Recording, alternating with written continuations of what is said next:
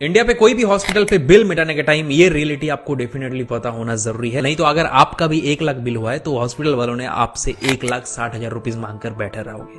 अगर ये फैक्ट जान पाओगे तो आप जो एक्स्ट्रा चार्जेस दे रहे हो वो देने से पहले ही आपको ये रियलिटी पता चल जाएगा। दोस्तों मान लो कि किसी का तबीयत खराब है, हम लोग तुरंत उसको क्या करते, कोई भी हॉस्पिटल में जाकर एडमिशन करवा देते, पैसा बाकी बाद में हम लोग सोचते हैं।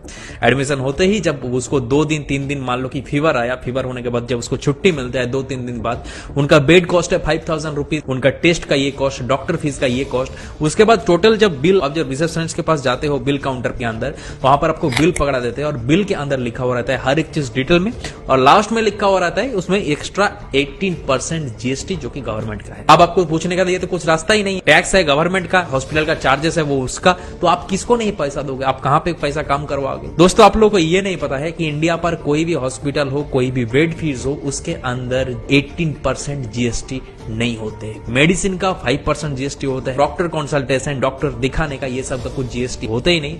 और अगर किसी भी हॉस्पिटल पे कोई भी बेड के अंदर आप लोग रह रहे हो, उस बेड का कॉस्ट अगर 5,000 से कम है, 5,000 से बेड का फीस कम है, तो उसमें पे भी आपको 0 जीएसटी परसेंटेज होता है। लेकिन हॉस्पिटल वालों ने अभी एक जनता के साथ क्या कर रहे हैं कि कोई भी बिल के अंदर 18% सीधा सीधा जीएसटी जुड़वा दे रहे हैं। जो 18% आप टैक्स दे रहे हो वो सीधा सीधा उनका जेब पर पर्सनली पूरा ही प्रॉफिट घुस रहे हैं। दोस्तों ये चीज को जानना आप लोगों का बहुत ही जरूरी है। आने वाले टाइम पर किसी भी टाइम पर अगर कोई भी हॉस्पिटल का जरूरी है तो ये वीडियोस को पहले ही दिमाग पर सेव रखो और इस वीडियो को दूसरे के साथ देखने के मौका कर दो, ताकि उनको भी ये हॉस्पिटल का रियलिटी पता चले और उसके साथ आने वाले टाइम पर ये स्कैम कभी भी ना हो, उससे पहले ही ये रियलिटी उनको पता चले। ऐसे तरह इंफॉर्मेटिव वीडियोस देखना है तो कुशल भद्र को फॉलो करके जाइए।